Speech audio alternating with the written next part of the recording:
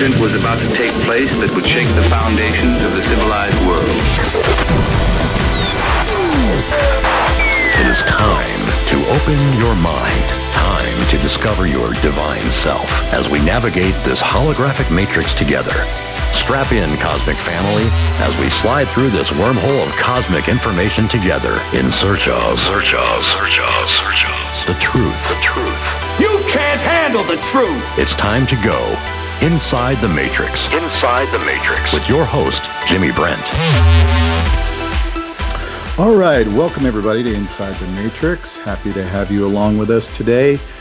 Today my guest is Crystal Dawne. She's a Ukrainian-Canadian actress, author, publisher, writer, director, producer whose passion for expressing herself through a range of creative endeavors has been a lifelong pursuit.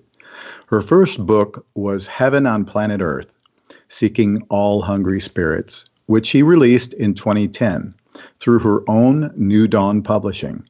Then, Crystal wrote, produced, and starred in a short film called The Bath Ring. Her natural acting ability and beauty was recognized, and this led to her being cast in other independent films. In 2013, Crystal Dawne focused her spirit and creativity on writing, co-producing, and releasing Loveolution, an electric trip-hop pop album, which includes 3 music videos for the collection's tracks. Crystal's foray into music caught the interest of producer AJ Afterparty, and the duo collaborated on a song called Superhero, released early in 2015. Recently, Crystal directed and produced the documentary film The Illumin Ones, All Things, Angels, and More. She is currently in production on her second film, a sequel to the first one, and she continues to pursue her heart's desires while letting the angelic realm be her guide. Crystal, that's quite a creative resume. Welcome to the show. Hey, Jimmy, thank you for having me. It's great to have you here. You know, some of you out there probably heard Crystal on another show and then on this network a few months ago. But for those that haven't, Crystal, would you mind sort of retracing your history a bit and kind of letting us know how you got to the place that you are now, and not only in the physically in the world, but spiritually and intellectually, creatively, all that stuff? Let's see. Where do we begin? That's a big one. I basically started out, where did I start out, Jimmy? This is big. In terms of production-wise, I was going through a divorce. This is really where it starts. I was going through a divorce. 1999, I was married. I was in California. It was a new country. And I went through some trouble, physically abused in a relationship, and I got out. And I was still in the process of getting my green card, so I didn't have my work permit per se. So I was doing little jobs here and there, cleaning houses was one of them. And I was just trying to find my way, get on track, and waiting for that green card to come in. It came in, and an attorney actually guided me to a producer who was looking for an assistant. Now, this attorney had suggested that I connect with this producer because he had seen that I had done a lot of my own paperwork. And he's like, hey, you're kind of pretty good with this law stuff. Why don't you... let me introduce you to this producer, and I think that you would do really well in film. And sure enough, I had a meeting with one of the producers, and he said, "You're hired. Let's meet you Monday, and we're going to be working on a movie called Roscoe's House of Chicken and Waffles." Okay, and ironically, I'm seeing that more and more become popular, like that food combination. Because this was back in it wasn't 1999. That was the beginning of the marriage journey. But it was about 2004, 2003, 2004. It's been a while. But yeah, so I ended up being a producer's assistant on that film. And that's really where it all took off. It really did, because I was a producer's assistant. I was getting the raw stock, bringing it to set. I was having the actors sign contracts, going to get coffee for cast members, like whatever needed to be done. And during that time, I had people suggest, Crystal, you should really be in front of the camera. And I was like, no, that's not my thing. I would prefer to, just do what I do and keep cool about it. Like, I really had no desire to be in front of camera and say, hey, look at me, I want to pursue an acting career. I loved the production side of things. I really did. I loved having the director come to me and say, please go get some sides created, right? Mm-hmm. Just get scripts to the people, get whatever we need done. And I love that aspect. But sure enough, I was in meetings, and then it came to the point where it was like, hey, so Crystal, we have this movie. Would you like to audition for it? And I'm like, no, I don't. And I remember very distinctly one of the gentlemen that was at the meeting kicks me from underneath the table, and he's like, yes, she does. And I'm like, no, I don't. And then we kind of all laughed. And then the next thing you know, I have a script. And then I have one of the producers pay for me to go to school. And so I can't say that I didn't, there was a moment where it's like, maybe I can overcome my fears. Maybe this is something I can do. And that ended up being the case. It was like, okay, let me explore this, because I really had nothing to lose. Like, genuinely, my acting, which was held at Van Mar Academy of Television and Film in Hollywood, that acting school was paid for me, I think, for a whole year, Jimmy. Wow. That's good. Okay.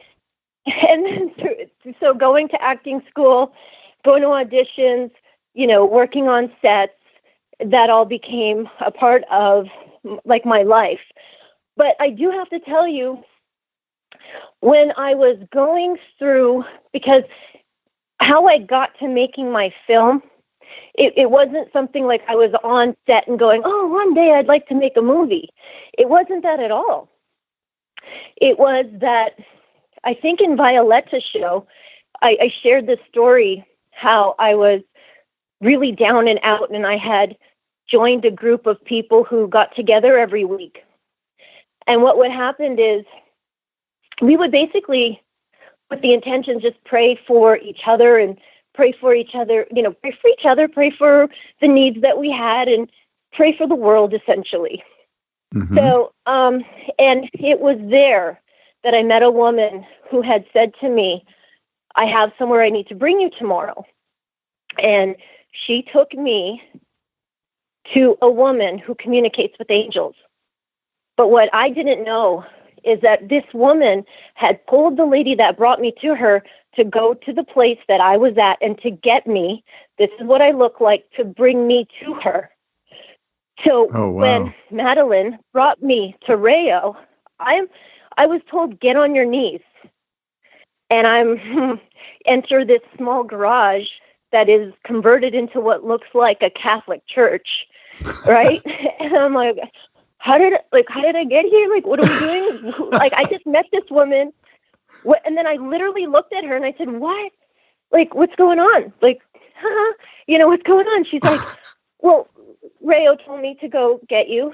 And then she says, thank you for bringing her. And she proceeds to tell me things about my life that no one knows. So Rhea is looking up above me, and she's getting visions. She's getting words from the angels and telling me what the angels are saying. And I'm like astounded. I'm amazed, because this has never happened to me before. And I really wasn't that interested in angels. Like, I knew angels, were angels, and I don't know. It's just like, but it wasn't an interest. And this now became very interesting to me because I saw that what she was doing was really effective in my life in terms of being like, I felt like I was going through a healing of all the crap that I had gone through, with the marriage and just the struggle of being in a new country and these things. Like, I just felt that my family was in Canada. I had limited friends, in the States. And in a weird way, Jimmy, it's like the angels became my new friends. And they helped me to process and to move along in a new country. And I felt like safer and okay, and then it just progressed. But the thing that the woman told me that day, she said, you are going to make a movie on the angels. Now you could imagine, as a newbie in the film industry, being an assistant to producers and directors, which is really what my job was, I was like, I can't make a movie on anything. I'm a assistant. Okay. And I saw the trailers, literally like the big buildings that we would be in, the studios that we would be in. I'm like, I can't do that. Like, that's a lot of money. And like, there's a lot of smart people doing these things. Like, I can't. But make a long story short, 10 years progresses. And then, things start happening. Things start changing a little bit. And it's funny because when she had said, you're going to make the movie, I had completely forgot after a while that she had said this. And one day I was in my bedroom and I had this download that I was going to make a movie on the angels. And I thought, oh, that's cool. That would be neat. Yeah, like a little short film. That's great. I can do that. I think I can pull that together because a lot of short films my friends were making. And so I was like, a little short documentary. But then I started thinking, well, I got to get a director. Well, okay, if I'm going to do a movie on angels, I don't know many people with experiences. Well, I do know Rhea. Let me go to her. Well, I went to her and I'm like, Rhea, I got this great idea. I'm going to make a movie, like a small film on angels. And I think I need you to be in it. And she says to me, no, I'm not going to be in it. You are going to make a movie on angels. And I told you that. And it's not going to be a short film. I was like, oh, wow. And yeah. And to be honest with you, Jimmy, the idea of directing and producing a movie with the limited experience that I had back then, right, was overwhelming. So for the entire duration of like 10 years, I was on the search and the hunt of who's the person that's going to direct it. Because even though she said it was going to be me, I didn't believe it because I'm not a director. What do I direct, right? Like, I'm a novice. I'm someone's assistant fetching coffee and getting raw stock. So it was like, it didn't really compute at the time. But as time progressed, it just got to the point, Jimmy, where everything in my life had to stop. And I had to give up a lot so that this film was made. It was like, if I did anything else, I would have been so uncomfortable in my skin. Sure. Okay. So it was like a mandatory thing, like push, you have to do it and it has to be done now. But it wasn't in a mean kind of way, but it was more of a push and you knew you had to do it. And sometimes, Jimmy, I didn't, there was a point where I had done some successful business and I literally, with every dollar, was started investing in equipment, right? Because I had been around enough sets to know what was going to be required for me to do this. Mm-hmm. And I also had to think about, I want a small crew because large crews are expensive. So in traveling, how can we have take little and still acquire what we need?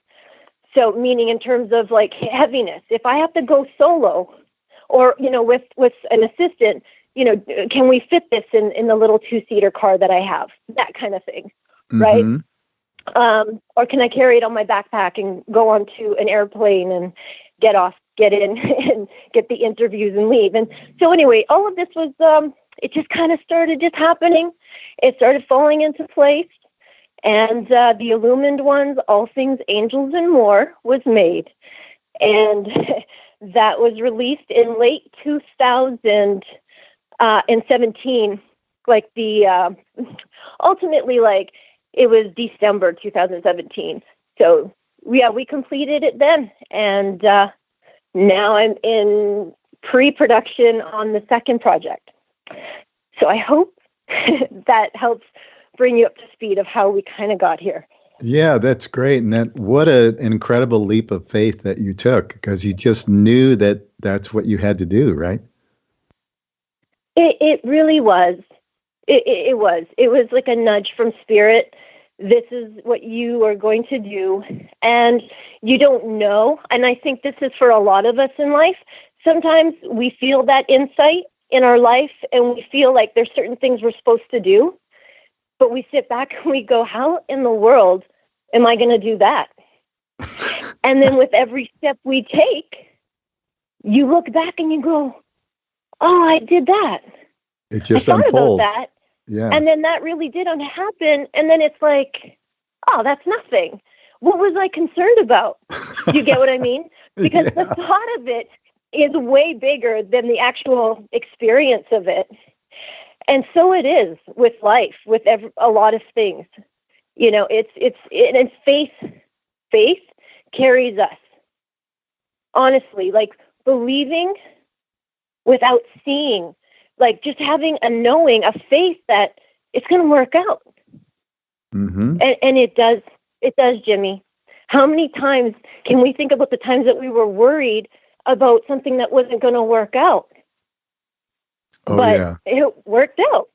We got through it. And we're like, holy crap, all those nights worrying for what? We do it. You're guilty. I'm guilty.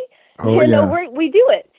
I think we all do that. But, and I think that the angel's role is simply to be like reminders to us that, okay, like a lot of people have issues with God and maybe mad at or angry at God. Okay, fine. However you want to feel. But the angels are like, hey, well, then we can step into play, like we can help.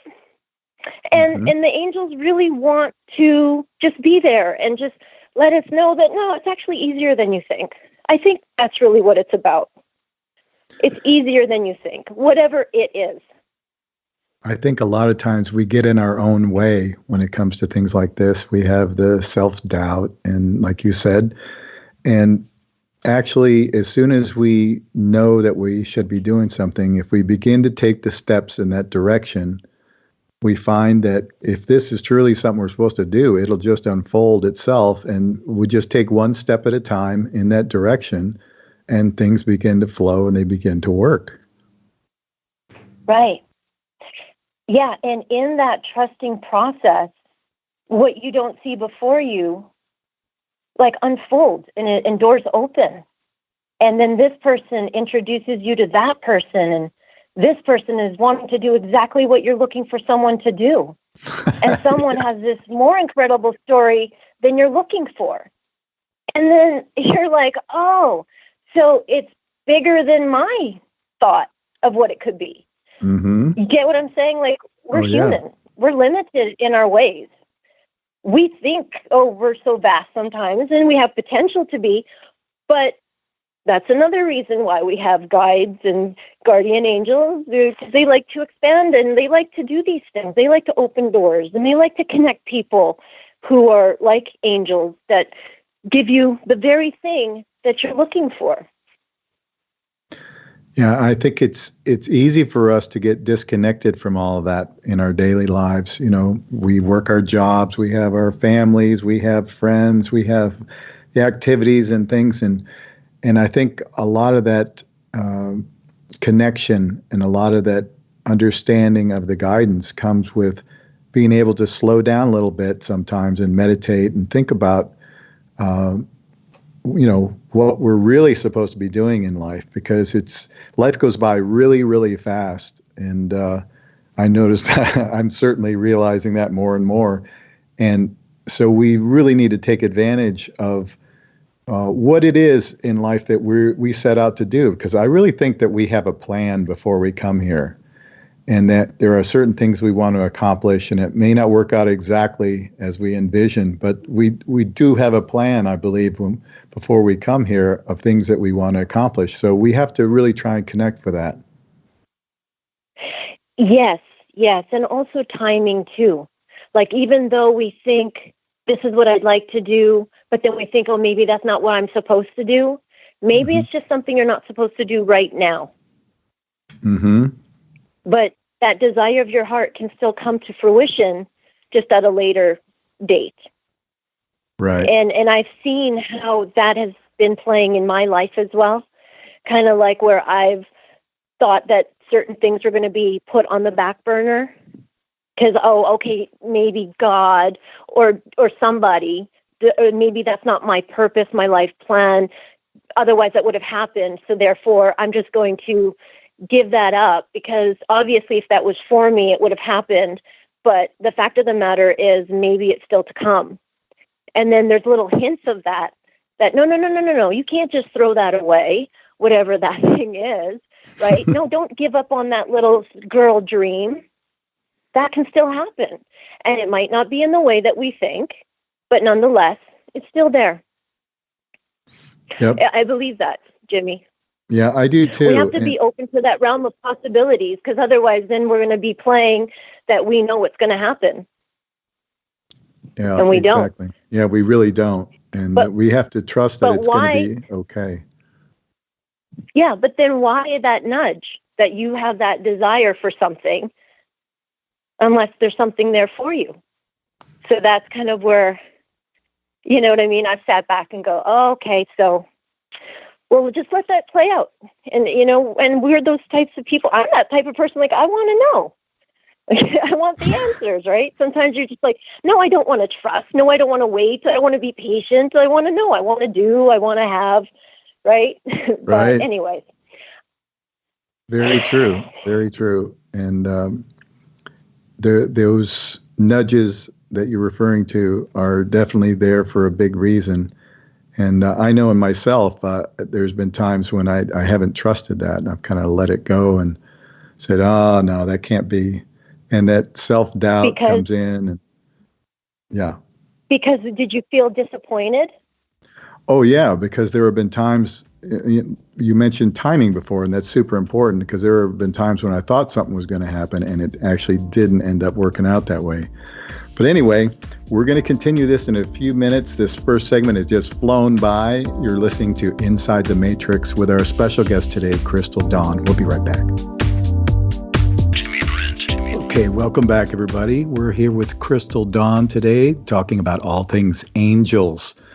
And whether we recognize it or acknowledge it or not, we all have angels in our life. And I think many, many people have experiences where they say to themselves, wow, my angel was watching out for me. Whether it was maybe a car wreck, or something crazy happened, or they just stepped left, and if they stepped right, it would have been all over.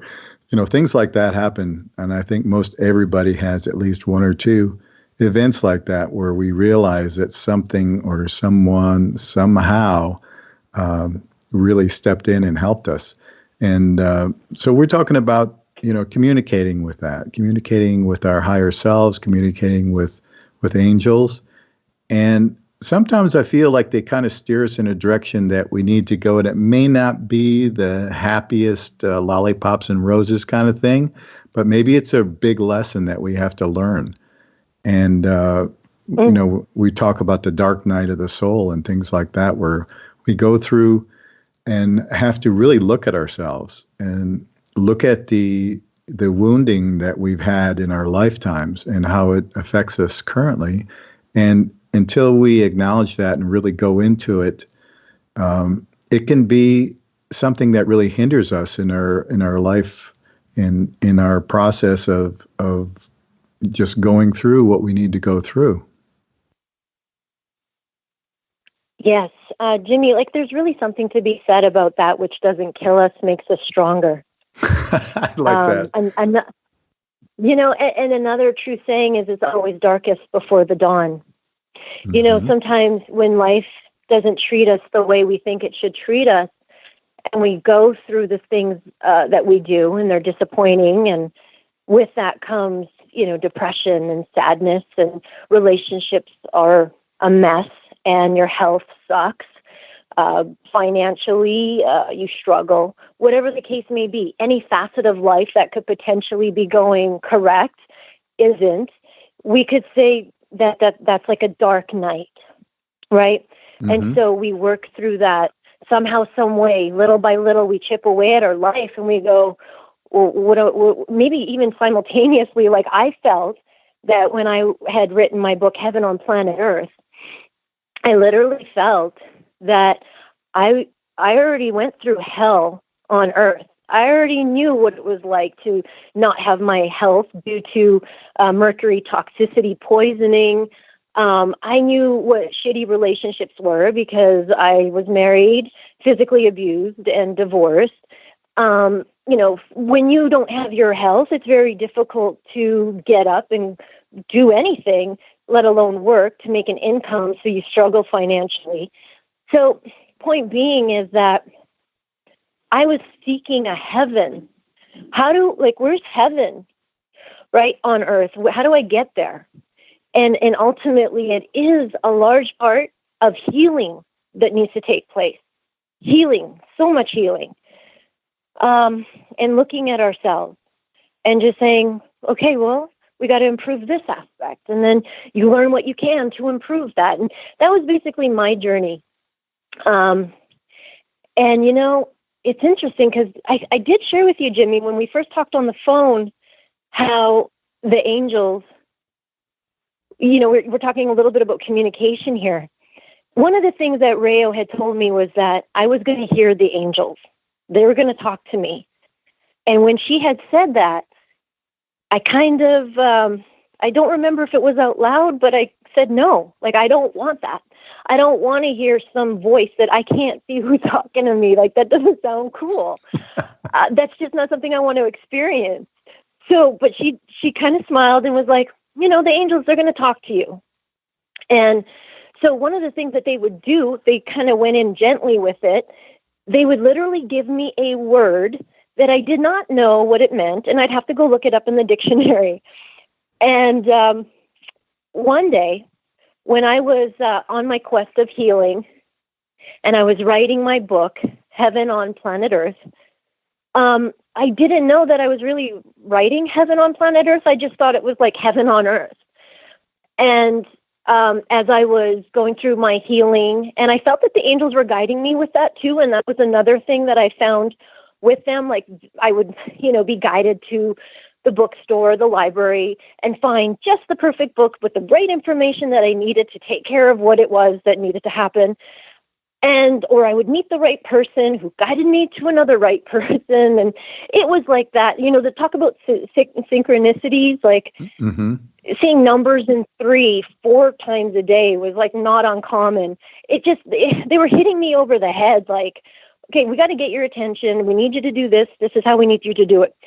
Make a long story short, I'm writing Heaven on Planet Earth, documenting some of my healing, some of my discoveries. And at the time, the book was called Heaven on Earth. Well, when I was trying to communicate more with the angels, one of the repeating messages that they had said to me was bringing forth hope. Bringing forth hope. Now, if I tell you that this lasted like a whole year in communication, and then this message would come through, it got old after a long while, because I'm like, I don't get this. I don't understand this, like, at all. And it became like, oh, let me guess, bringing forth hope. You know what I mean? Like, dear angels, what can you share with me today? Bringing forth hope. Yeah, I know, because I have that on every other page in my journal. and this is not cool. Like, but we'll play along, right? Because I want to give it a fair chance. I want to develop. I want to grow with the angels, so to speak. So what ended up happening is my book title, Forever Was Heaven on Earth. Well, one day I'm laying in bed at night, and I hear clear as day, add planet. So I'm like, add planet? Oh, like heaven on planet Earth. Oh, yeah. Okay. So then I look, and the acronym is HOPE. Wow. Heaven. There you go. H-O on planet Earth. Bringing forth hope. So they were basically foretelling me, you're going to be bringing forth this book, Hope. And it's a hope-filled, inspiring book. So there you have it. And they're very clever, very cute. And yes, they do have a sense of humor. Yeah. But definitely. yeah, it's interesting, and it's an ever-evolving relationship that you'll have with your guides, and with your guardian angel, with whoever it is that's in the invisible realm that's wishing to assist. And by no means am I an angel expert. I am a student seeking to understand more, of the ways in which they work, and the ways in which we can symbiotically work together, how do I say it? Just be in partnership in life to make it better. Definitely. I think that's such a great point, because some people fall into the trap of giving their power away. So they have belief in an entity or something or someone outside of their own life, where they're totally not able to move forward without getting this person's or entity's, words of wisdom or direction. It should be a partnership. It should not be where you're totally dependent on, well, let me check in. Let me see what my angel's going to tell me to do today. No, you're here to, you're the captain of your ship. You decide what you're going to do. But you can also, get input, get advice, get guidance. There's nothing wrong with that. But don't fall into the trap of giving your power away to some other being or entity that is, that's not living your life. That's living through something else and giving all your spiritual power away. And I think that's an important thing. Exactly. A dear friend of mine, Regina Pasquarello, she actually had a little mini story to share in the Illumined ones. But she's a soul session coach. She's an incredible, intuitive, empathic, just a beautiful soul. And, sometimes in life, I'll call and I'll just be like, hey, and literally, Jimmy, she will say to me, what does your heart tell you? And I'm like, oh, yeah, of course, right? But such simplicity.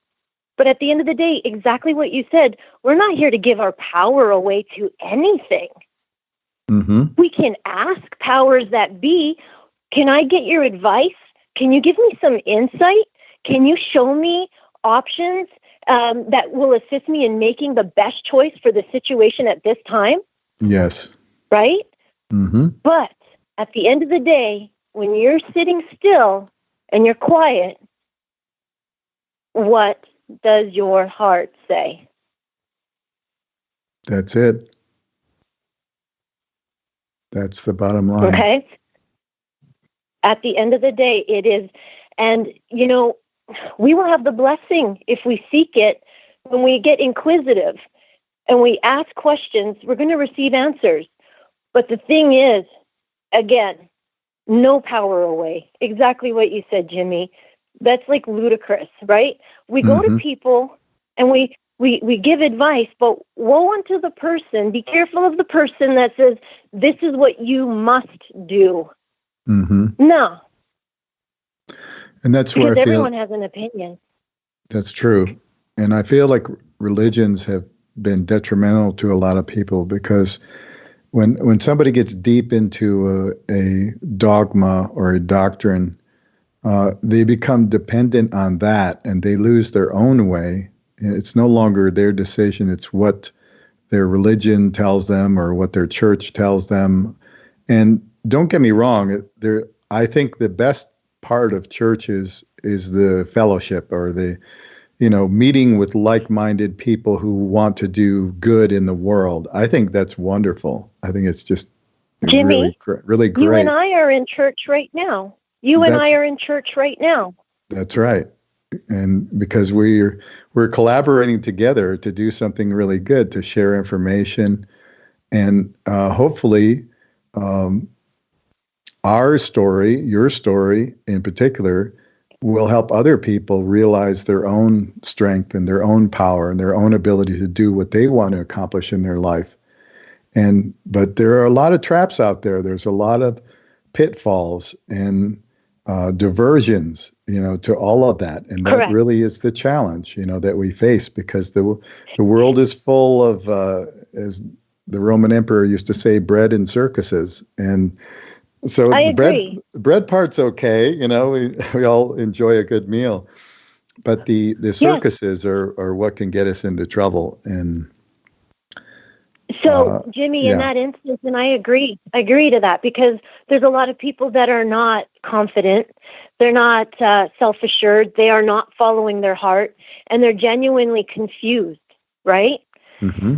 And my point is, I think that what we need to be asking for is not only wisdom, but specifically discernment in the information that we're receiving, right?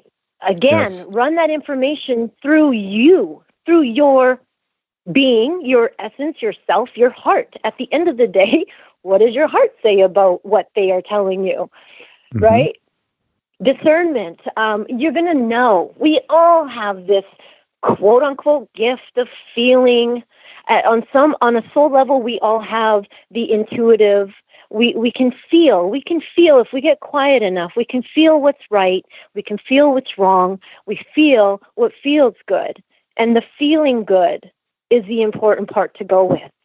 That's the compass. Because the angelic realm, the illumined beings, the ascended masters, the whoever it is that you guys, we look up to, or that we, partner along with in life, whoever they are, whatever information it is that you're getting from them, question, does it feel good? Mm-hmm. Basically, because they're not going to make you feel like crap, Jimmy. It's not going to happen. They're not doing it.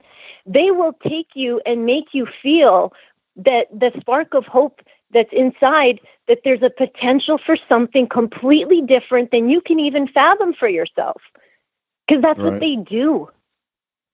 They are vast and expanded in their way of being and living. And some of them have the gift of knowledge and prophecy and can foresee your own future. And God knows your future. So my point being is no, we're not allowed to give our power away to anything. Not why would you do that? Mm-hmm. For what reason? God gave you that power. That's your power. I think a lot of that boils down to, what we talk about quite often on the show is self-reliance and self-responsibility. A lot of people don't want to do that because it's not always a pretty picture. Having to face yourself and the consequences of your own life's decisions and things like that. And we've all made some dumb, really bad decisions in life. And so when people encounter a situation where they have the prefabricated answers all given to them and say, oh, wow, I don't have to think anymore. I don't have to be responsible for my own life. I can just depend on the words and wisdom of my teacher, my guru, my preacher, my priest, my rabbi, whatever the case may be, and relinquish all that responsibility. I think that changes, Jimmy, when people are in a position where they're in a checkmate. Mm-hmm. They're up against the corner. Remember, during the break, we were momentarily talking. you know people and I know people who said, I would never eat that. Mm-hmm. I would never do that. You eat that? You're so high tech. Like, you really have to bring your own stuff to the restaurant because, okay, listen, now these people are the ones eating some carrots and some lettuce. And I'm not saying I don't eat meat and meat's bad, but their diet doesn't compose of meat every day now because their health told them it's not allowed. So they're forced to change. And then they start looking for answers. And then, you're like, who is this person? It's very cute. It's very cute to see the changes. It is. It is. And, what never say never. Jimmy? Do you want to share? Yeah. Yeah. Well, sometimes I think we have events happen in our life where we're sort of tested in a lot of ways. And I'll share an experience. I think I may have shared this, a few months ago in one of the shows, but I had an experience. It was probably, I'm guessing, around late 80s, 88, 89, somewhere around there. But I was living in Florida, and I remember I got up early one Saturday morning to go to Home Depot. I had to get a few odds and ends things for home repair. It was just something needed worked on. So I went there, and they were just opening up. It was early, just when the store opened, and there was literally like 3 or 4 cars in the parking lot. There was hardly anybody there. So I parked, went in, got the little parts I needed, and I came out the door, walking in the parking lot again towards my car. And there was this guy standing there, and he had like farmer's overalls on. I'll never forget. He wasn't very tall. He seemed like maybe he was about 5'4" or 5'5". Something. He's kind of on the short side. And he stopped me. He said, "Excuse me, sir." He said, I'm going to visit my brother, but I don't have enough for bus fare. Could you help me out?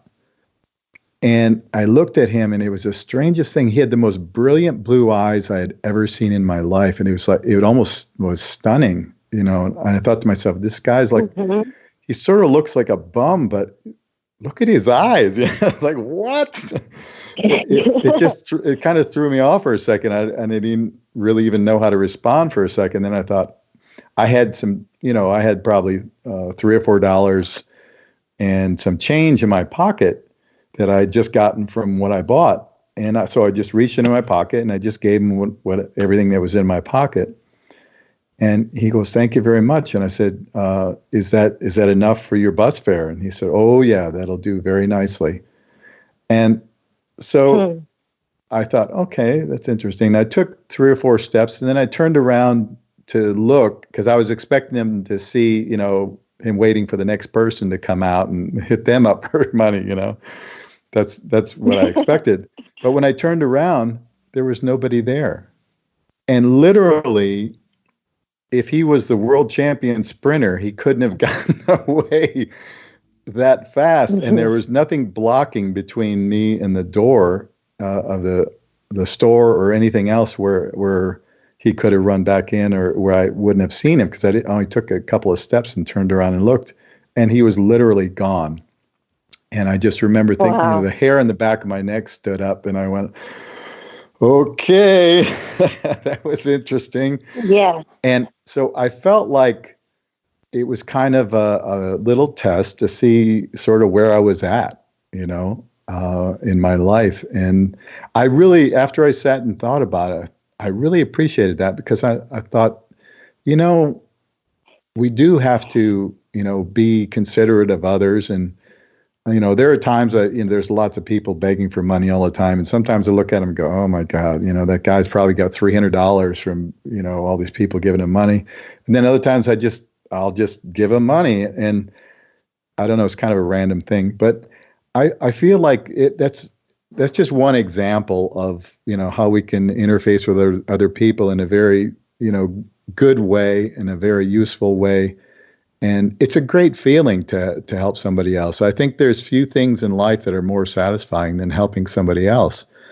And So helping angels, basically. Yeah. that sounds like you helped an angel that just showed up to see. Let me see. Is this guy generous? Because when he calls on us to be generous, are we going to be generous to him? Let's just check him out. Let's just see. No one's looking. What is he going to do when he's all by himself? Yeah. That's the way I look at it. And here you are, Mr. Giver, giving away. And he's like, okay, cool. So you talk about a test. I think you passed a test. I'm sure there's plenty I flunked along the way, but I think that one worked out. No, I know. Yeah. But that's incredible. And how many stories do we hear of that, that this person just appeared on the scene of the accident. None of our tools worked. We could not get the jaws of life to open up the car. But then some guy comes along and he says a little prayer, and all of a sudden we all know that our tools are going to work now, and he disappears. And in all of the photographs, we don't see this man who was there for like a long time. We see everybody else but this man. So they're all like, who's this man? Oh, yeah. Wow. That happens so often, and that's angels stepping in. Yes, it's so wonderful. And okay, we're coming up against the commercial break once again, and you're listening to Inside the Matrix with our special guest, Crystal Dawne. We'll be back in just a few minutes. Stick around with us. Inside the Matrix with your host, Jimmy Brent. Alrighty, welcome back, everybody. We're with our special guest, Crystal Dawne, and we're talking all things angels, and we love it. Yes, we do. Speaking of which, we were discussing on the break there, Crystal's documentary, very well done documentary, by the way, the Illumined Ones. And Crystal, you want to tell us where people can see that? Yes, absolutely. So the Illumined Ones, All Things Angels and More, can be watched for free on Amazon Prime. And we're currently in 17 territories. So I have links up on Twitter for the UK, for the United States and Canada, but it is in many other countries and territories, and I'll be listing those shortly, and it's growing. Okay. Do you have the website for the film, right? Yeah, it is www.theilluminedones.com. So TheIlluminedones.com. Great. Yeah. And when I first heard about it, and when I went on Amazon Prime and I watched it, as I mentioned, that I wasn't expecting the quality that this film has. It was very well done. It's very professional. Nobody would ever suspect that you hadn't done 10 or 15 documentaries before this one to get to that level of professionalism. So I highly recommend it. I think you'll really enjoy it. It's visually, it's very well done. And all of the people that are in the film are very interesting and uplifting and inspiring too. So highly recommend that if you get a chance. And I don't know how many people we have in the chat, but I'd just like to remind everybody, if you have any questions for Crystal, please feel free to post them in the chat, and we'll get to those. And if you want to just call in and ask a question, you're welcome to do that as well. So that's out there for whoever's beautiful, checking it out here. Yeah. Okay, so we've talked a lot about the aspects of the angels and how they interact with all of us. In your documentary, the stories that people tell in there are just so fascinating. Maybe you could just pick out one or two that kind of stuck out for you and share it with our audience. Sure. I just want to say briefly, the Illumined Ones, the All Things Angels and More, we are going to hold a watch party on December 8th. So I'm inviting everyone. Majority of the featured cast will be watching at a specific time. So it's like find your time zone. We're going to watch it on Amazon Prime on December 8th, and we're going to live tweet and answer any questions. And we're going to hold a contest whereby we just want a picture of you with the Illumined Ones in the background, and you'll have an opportunity to not only win DVD copies of the DVD of the film. You'll also have the opportunity to win a soul session with Regina. And also there are many offering angel readings, so up to an hour. So from one of the featured cast members, you'll be able to have your own personal reading if you enter and win. So we're just going to be asking that you tag your photo and post it on social media, and we'll get to it. And by the end of the film, we'll announce winners. So we're just wanting to bring, attention to the December events of, angels, and just kind of gather everyone together to bring in, the holiday spirit and just the feel goods. And that's basically what the intention is. And Jerry Gavin, he's an incredible author, and he has a very personal spirit guide. Her name is Margaret, that he works with, and he basically channels a lot of her messages. And he's the one that suggested that we do this, and we ran with it. So we're excited. I'm excited for that. Oh yeah, that sounds like let's fun. See. Yeah, absolutely. Get everyone involved and win some cool prizes and gain a little bit more excitement too. I am in pre-production for the second film. So the second film is The Illumined Ones 2. It's all things miracles and more.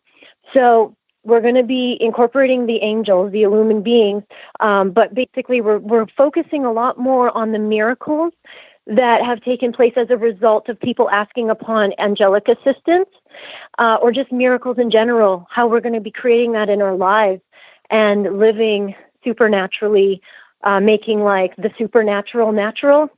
So that's kind of where we're going with that.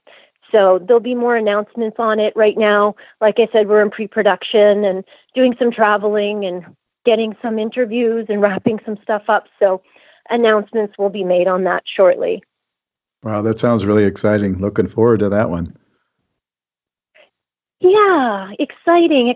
So Stuart Pearce, he is in the UK. He's like he's a angelic whisperer. He hears the angels.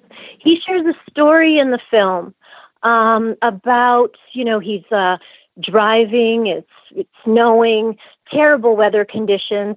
He drives up on a car. He sees the car to the left, and he sees that there's a door open, and there's a man hunched over. He's leaning on the steering wheel, and there's someone around kind of frantic, and he just walks over and sees what he can do, and sees that this man's having a heart attack. Wow. Well, what happens is he walks back to his car, grabs his cell phone, and dials 911. As he's on the phone with them, he looks over, and he sees this being sitting in the passenger seat with his hand on his chest, and he sees pulsating lights going into the man's chest, and he sees that this man is coming to. And as he approaches, he doesn't see that man in the car anymore. But the man is okay. And he's I love it. okay. So that's amazing. That's amazing. Let's see. Just, I'm going to tell you something. I'm trying to discover this one because I think this is so monumental that I want to get down to the bottom of this, and this is what it is. On my Facebook, someone in my friends posted once that they were in a desperate need. They had no money, and they said, lo and behold, the exact amount of money that I needed to pay my rent showed up in my bank account.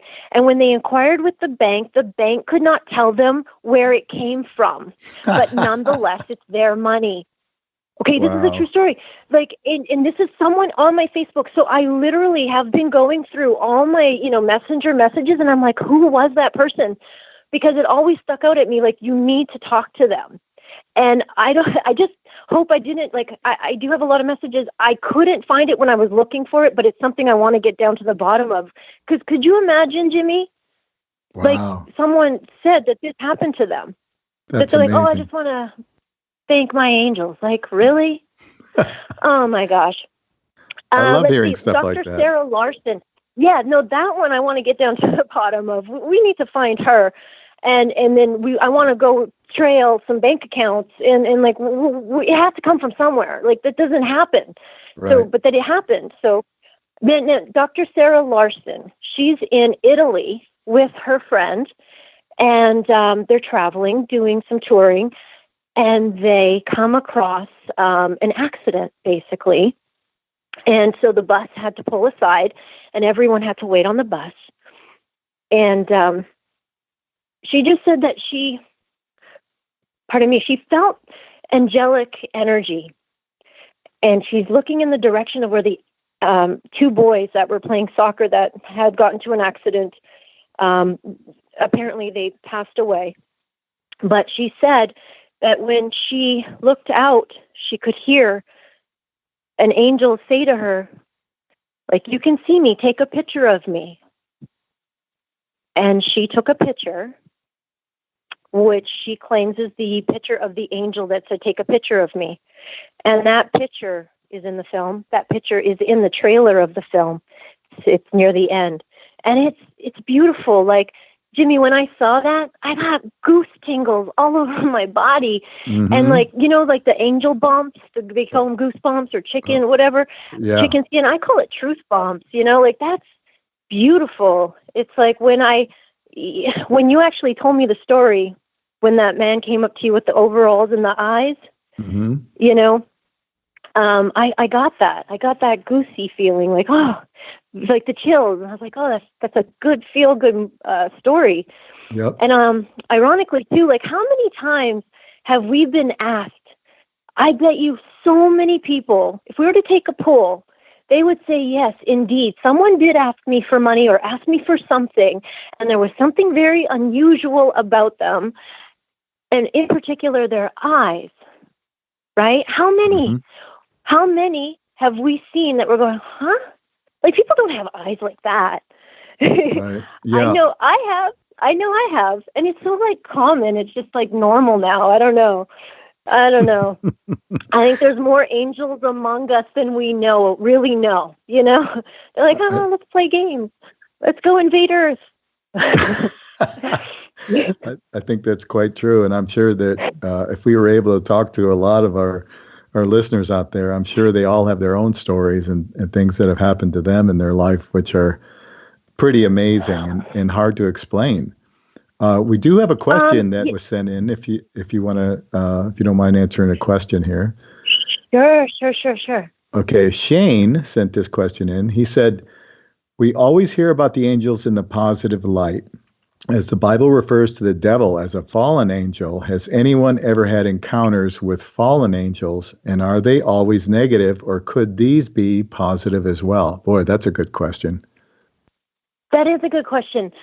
I think, once again, it's about a matter of how does that entity or that spirit feel towards you, right? If you feel threatened, then that's not of the light, right? Because the devil is the fake light. Like, hey, look at me. I'm wearing, I don't know, white, and I got a flashlight underneath, but it's not a real legitimate light. It's just some fake crap because I can't really generate light. Like, that's kind of like, you will know. You will feel. Jimmy, read that question to me one more time because there's something I wanted to touch upon. Sorry. Okay, yeah, no problem. He said, we always hear about the angels in the positive light. As the Bible refers to the devil as a fallen angel, has anyone ever had encounters with fallen angels, and are they always negative, or could these be positive as well? Okay, yes. I think that, and I know that I have had a personal experience where I was awoken at night, okay? Mm-hmm. And what happened was, it was like the room was cold. I don't normally share experiences. It's funny because you had said, "Crystal, do you want to share an angel experience?" And I'm like, no, not really. But here I am sharing a story of the opposite, which I did on purpose. I didn't include these in the movie because we don't need to focus on that, because where's the benefit? Like, let's focus on the good feels and the beauty and the expansion of what the angels can do. But in this waking up, I felt a coldness in the room, and I was startled, and I was like, what's going on? And then I heard, "Do you want to be a pencil pusher for the rest of your life?" And I was like, pencil pusher? What the hell is that? And here I am working at AT&T, Okay, I'm just saying, or a company, a large company, I should say, nothing against anybody, but it was kind of like I was trying to climb some ladders, and I felt like that thing, which felt cold and felt oppositioning me and challenging me, was actually a thing to question, well, what is that? And then, no, that's not what I want. So, and then it just made me kind of go, well, what is it that you do want? So if I can look at it like that, like there's a positive spin on it in some kind of way. But look, if we're in a position where we're feeling harm, because I've lived in a house where there was some things going on, and I had to get some beings of light to help remove the darkness. So I needed assistance, and don't be afraid that if these things are happening, that you might need some outside assistance to, bind together, because greater light, dispels darkness essentially. So that's what would be happening. Yeah, it exists, but you know what you're dealing with. Again, we can feel, we know. And if you need help, go and ask for it, because there's warriors out there. They know what to do. Just saying. Also, it occurs to me that it's important to take into consideration the state of mind or the emotional state that you're in when you have an experience or you have a communication. Because if you're really in a bad place, I mean, you're almost leaving yourself open to the possibility of some trickster coming in and maybe throwing a monkey wrench into what you're doing. So we do have to have discernment on these things. And that's why we always want to, maintain our emotional state as high as we can. Because I think when we're in a good emotional state and a good spiritual state, it's much more difficult for the dark side to, get an edge in there. Absolutely, because it's all frequency at the end of the day.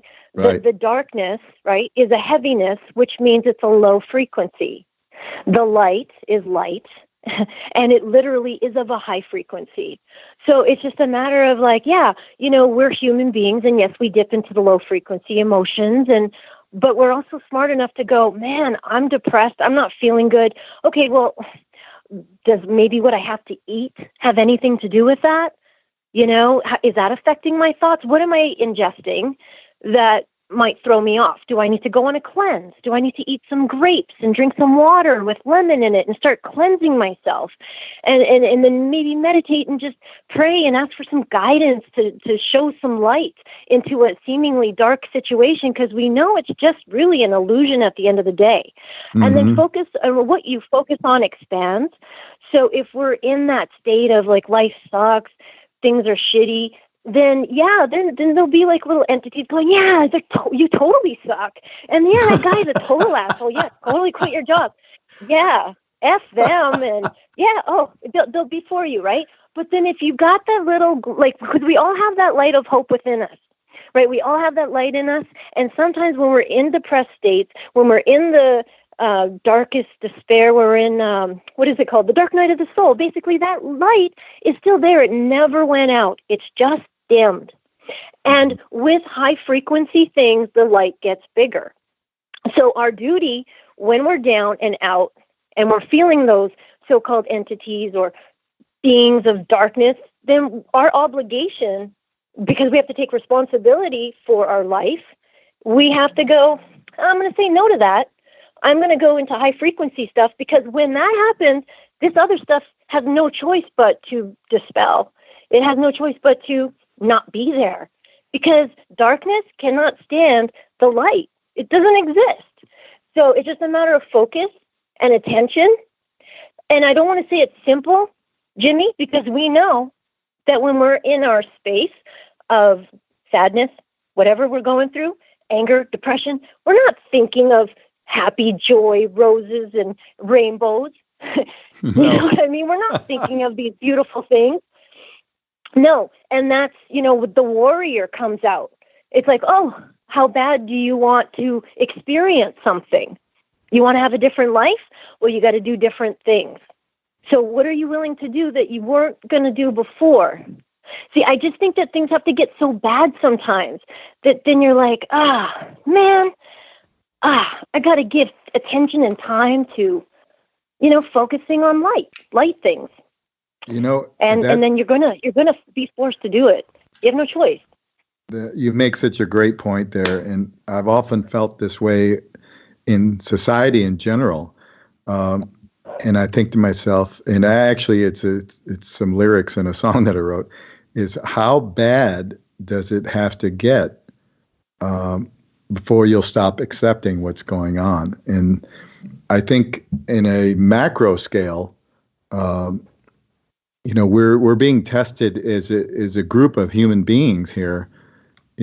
We can see right now what's happening in the world. There's a lot of, really crazy stuff going on in the political world and health-wise. There really is a war going on, and I know people don't like to think of it in those terms, but if you consider what's happened, with the chemtrails in the air and the fluoride in the water and the glyphosate in all of our food supply. Jimmy, stop, Jimmy. You're just being a conspiracy theorist. That's not even happening. You're just imagining all of it. Right. Oh, sorry. Go ahead. So, yeah, but that's the thing. A lot of people are exactly what you just said. They'll say, oh, that's just crazy talk. Our government only has our best interest at heart at all times.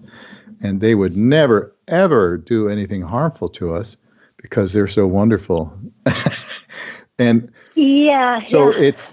that's a test too on a sort of a group test. We have our individual tests and our trials and tribulations, and then on the macro level, on the society level, cultural level, we have a whole different set of tests as well. And so my point is, how bad does it have to get before people will stand up and say, no, I'm not going with that. I'm not good with that. I'm not going along with that. And I think collectively we've got to get to that space. Furthermore, Jimmy, I think it's also a matter of humble yourself. You do not have all the answers. Yeah, none of us do. Okay, furthermore, I think if the angels had a message, it would be put aside everything you think you know and be open to a new realm of possibility. Mm-hmm. And truth is stranger than fiction. Oh, for absolutely. Sure. Absolutely. And the thing of it is that I'm seeing, particularly in social media, things that people post, there's some real crap on there, but there's also some really amazing things. There's answers to every single problem that we're encountering as a society. There are good answers and good solutions out there. There's amazing people that are very creative and have wonderful ideas on how to solve all these problems that we're encountering, but we have to let them come forward. Jimmy, yeah, and they're not complacent. They're not just accepting things as they are, right? There's people that are like, you said that I have what? And that this is going to happen to me? Well, I beg to differ. And then those are the people that seek out the answers, and then they find new solutions because they're open to not going with what everybody else has done that's clearly failed. Right. Correct? It's clearly failed. And I love seeing. So now you want to call me strange? You want to call me weird? You can call me whatever you want, but I'm going to get results. And then let's see when you're going to be following this path, because clearly other people have done this and these are the results. They're called winning results, right? Yep. I'm just saying, in terms of health, do you know how many people made fun of me for the way that I had to eat? And sometimes this is not forever, guys. Whatever the changes we have to make, it's not forever. There's sacrifices that have to be made.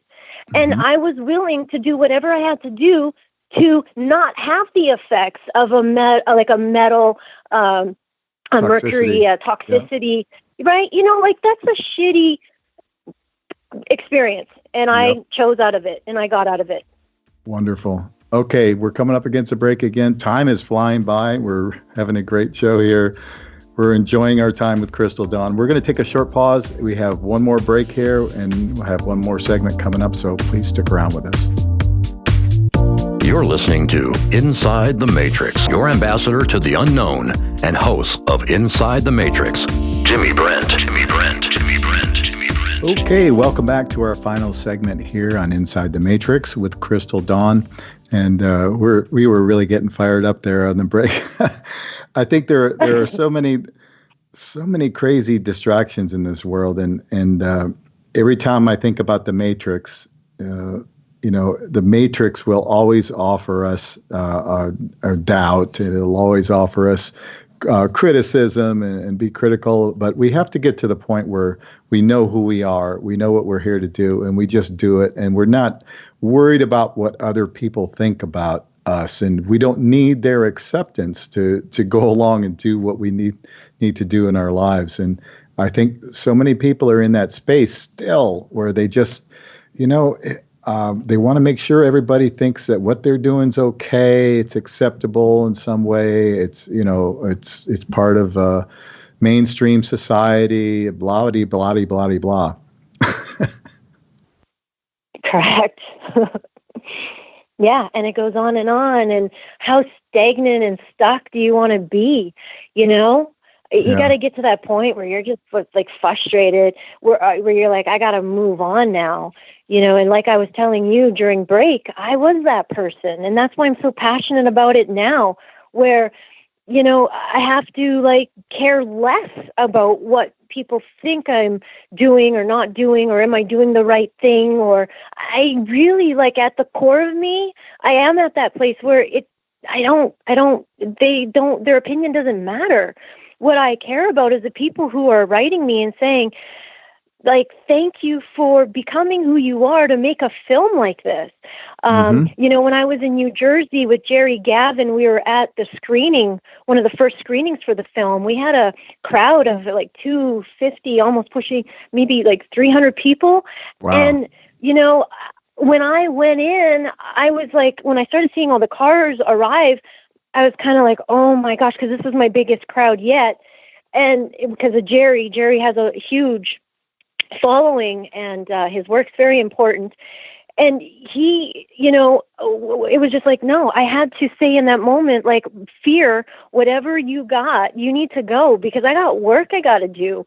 And I went up, and before at the screenings, what I was doing, Jimmy, because I didn't have it's not that I didn't have the confidence. It was more I'm going to give people the opportunity to share their experiences in private. So I would be okay, guys, we're going to watch the film. And then now, if you want to talk about your experiences, meet me in the back room over there. Well, what happened in New Jersey was, hey guys, how did the film go? What did you think? And then all of a sudden the whole audience became the private room, and we were in that room. And all that came out, Jimmy, was, we want to thank you for doing what you're doing, because you're allowing us, giving us a platform to speak about these things that are not normal. But some of these people, they hung onto their stories and they didn't open up and share it with anybody for fear of what others thought. Mm-hmm. Right? Right.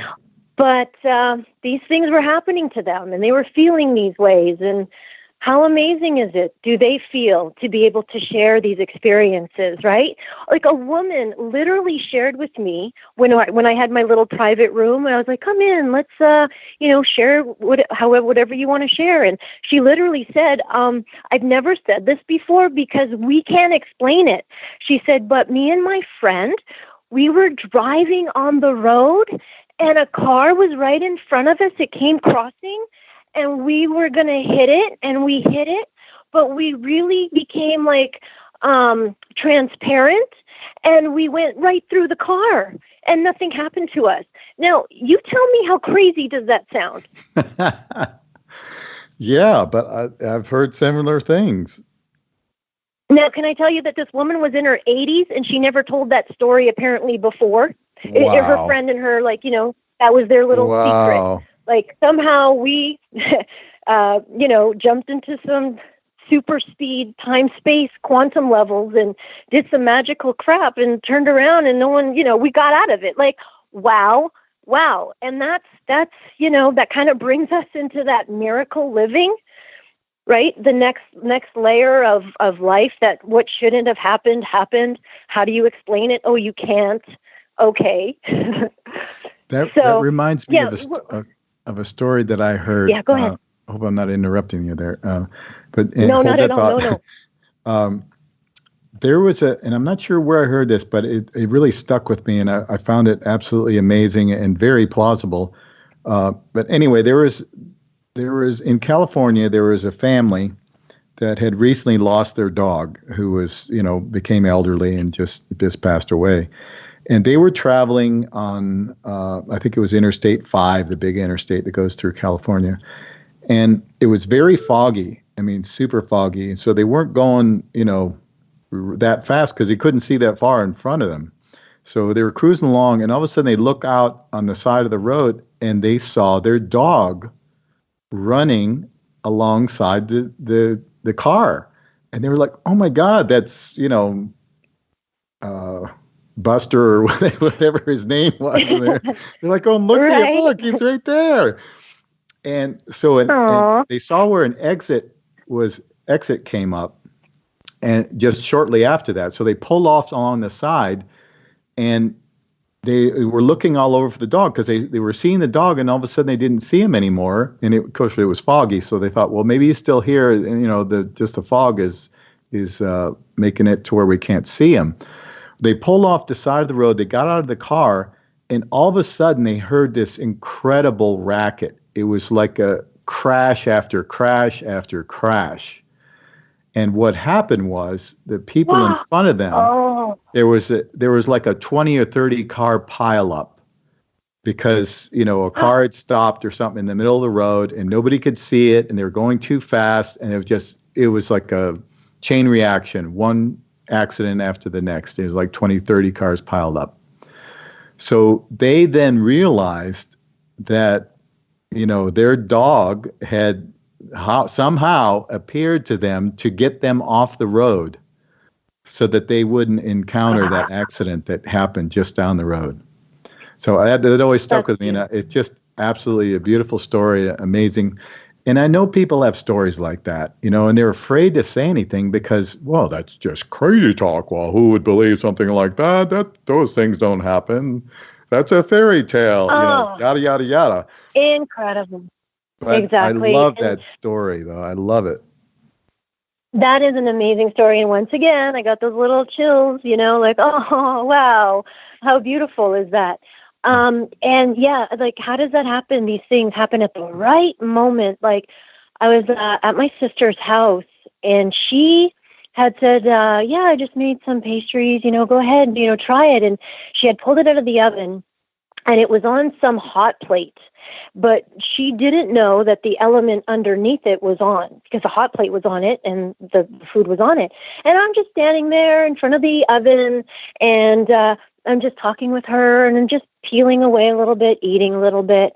And then I look down, and I see, and I was feeling thirsty, and I look down and I see, oh, she's got bottled water. Let me just go ahead and grab a bottle of water here. I literally went to go reach down, grab a bottle. As in that moment, that plate exploded. Oh, wow. This is true. That plate exploded. I'm like, what the heck?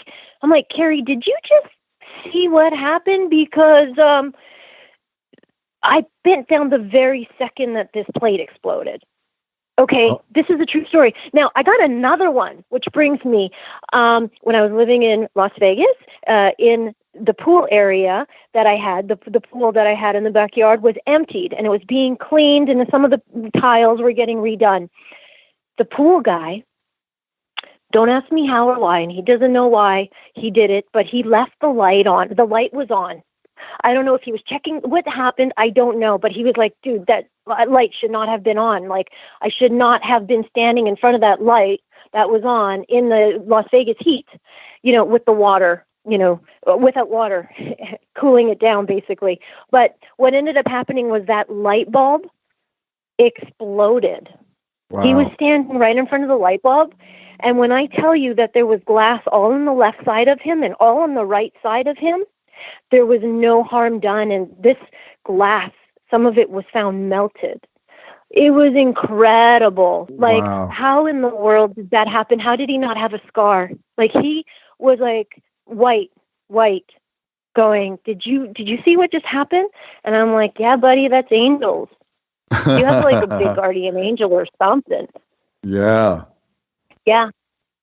That's what happened. The light exploded, and not one speck of glass hit him, his body, but all behind him, all around him on the side.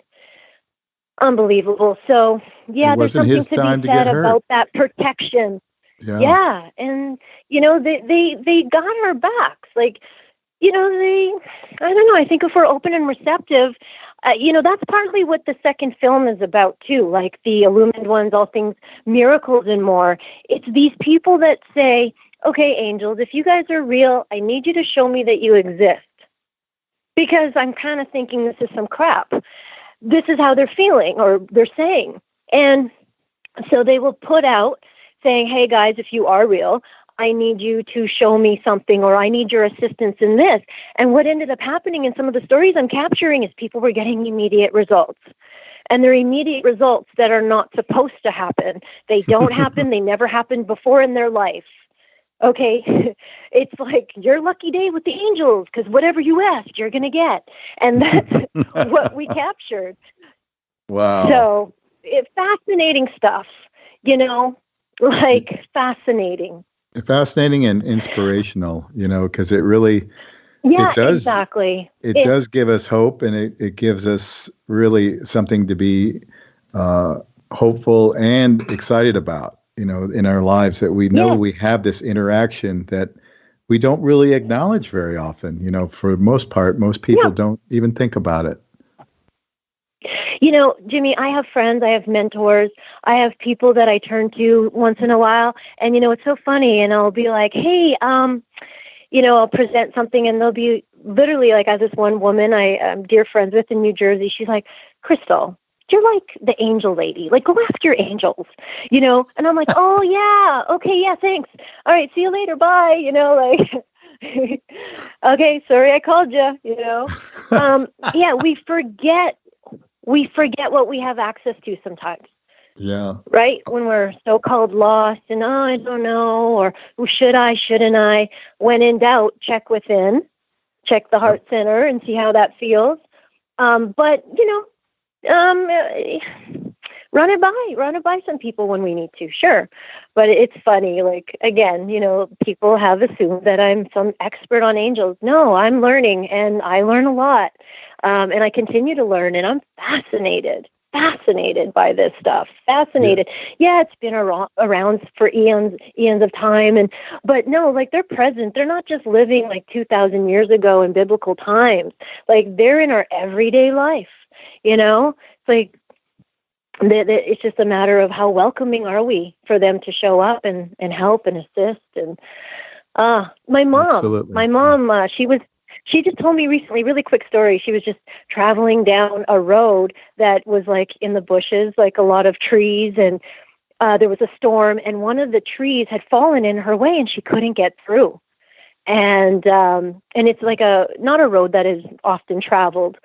But sure enough, someone comes along, in the right amount of time and just moves it like it was nothing. But, is that an angel? No. But, like, when you seemingly think there's such a big problem and, oh, my God, I might be here all night because no one travels down this at this time. But it was just like nothing, like obstacle removed. Next. Like, what else you got?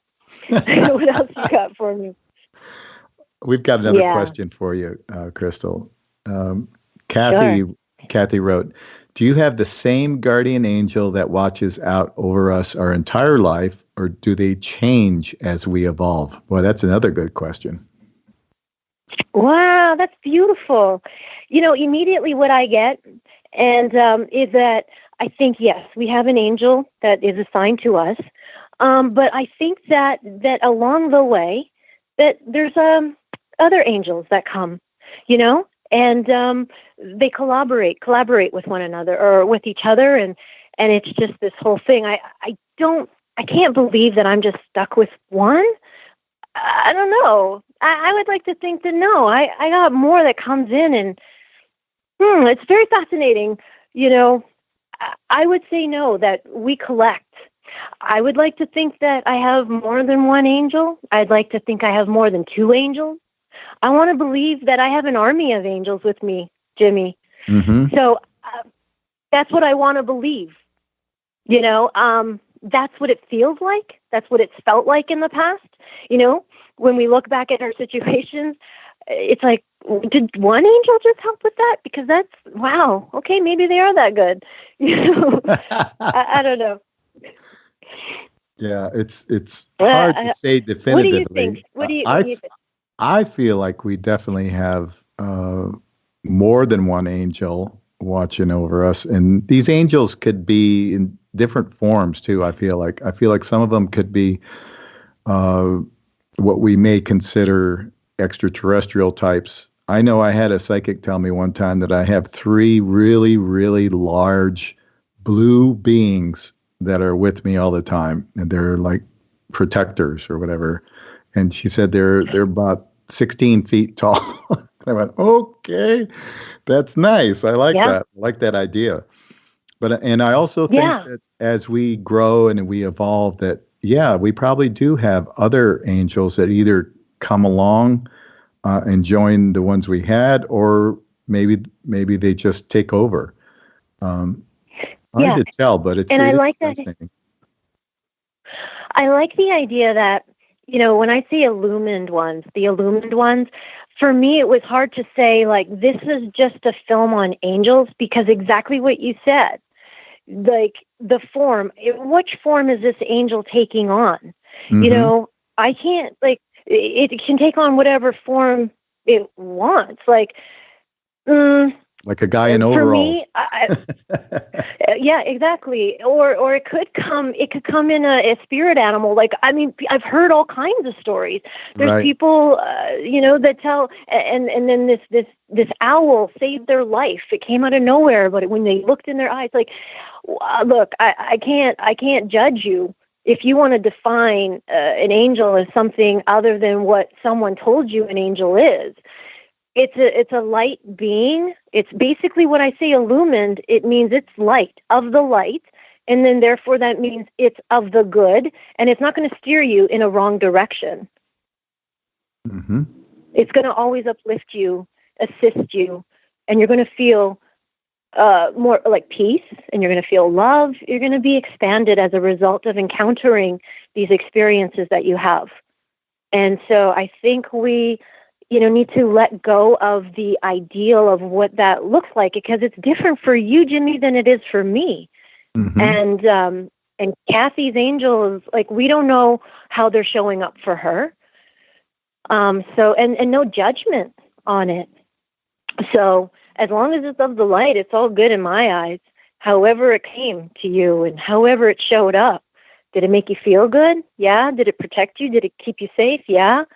Would you like to have more experiences like that again? Yeah. Okay, good. Keep doing that, and just, continue to be grateful and thankful and be more welcoming and open to more experiences.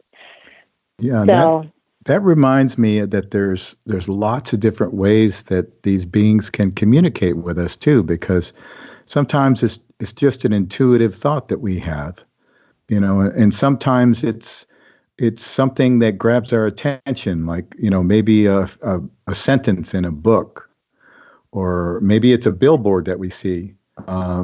There's all different ways. Song on a radio. Song on the radio. There's all kinds of synchronicities and things that if we pay attention, that we'll begin to notice, and that have some meaning for us. So that's fascinating to me. Yeah, and they will get your attention. Mm-hmm. And they will get your attention, Jimmy. You know what I'm saying? And that's why the reason for the repetition of numbers, or, you'll hear someone say something. They'll be like, you'd be really good at carpentry. And you're like, but I'm a mechanic. No, but carpentry, that just seems like you would have a really good little thing with carpentry. And then you go to a restaurant and someone just happens to, like, oh, hey, what, were you working woodworking? What? Well, why would you say that? Oh, you got a little piece of wood chip on your sweater. No? Oh, you know what I mean? Like, just like, is there a little hint, there are little signs? Are you getting something like, what's going on with that? Like, that's not normal, people. That means that they're trying to get your attention. And there might be a little message in there for you that maybe if you were to change jobs and go into carpentry, which you always like to do, but you never thought you could do it, then, you know what I mean? We got to follow the clues, Jimmy. We have to follow the clues. They drop Absolutely. hints. And it's for us whether or not we're going to take heed. And, again, you're only going to change when where you're at is so uncomfortable. That's really, if you're a stubborn person, that's the only time you're going to make any adjustments. But hopefully you're not that stubborn person and you don't have to get put in checkmate and corners and you're like, okay, fine. What do I have to do? We don't want to go there. Yeah, rock bottom is not a happy place, right? No. But you'll know when you're in the wrong direction. But yeah, they're amazing. Yeah, and people are messengers. Angels speak through people.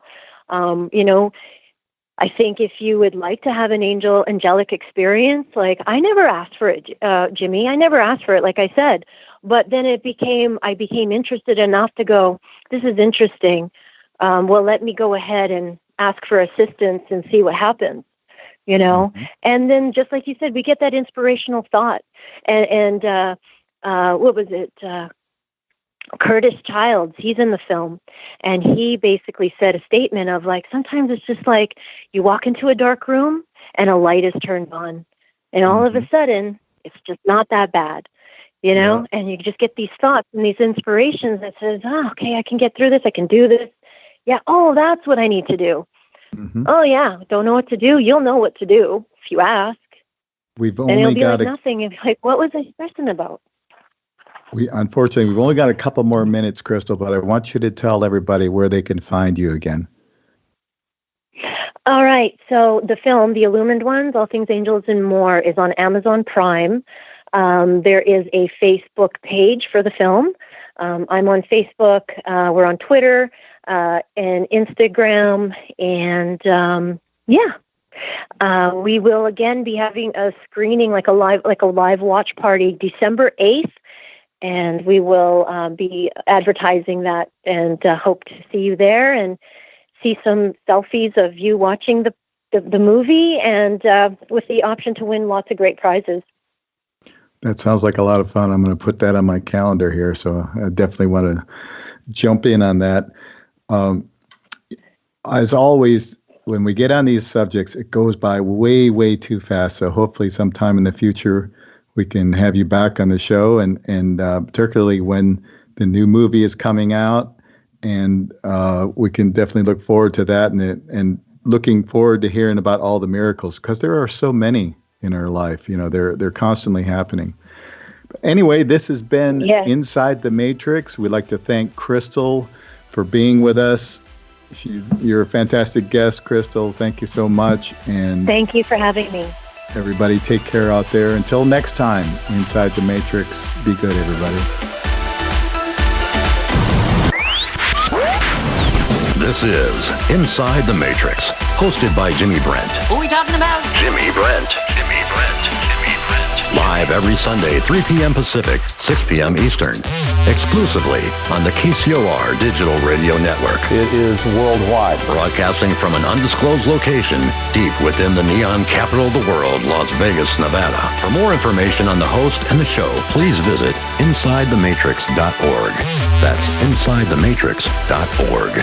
It's time to break the chains of manipulated consciousness and claim our true nature as creative divine beings. Inside the Matrix. Inside the Matrix. This is KCOR Las Vegas, home of the Digital Radio Network, broadcasting from a shack just south of Area 51. Wait, that doesn't exist. This is the KCOR Digital Radio Network.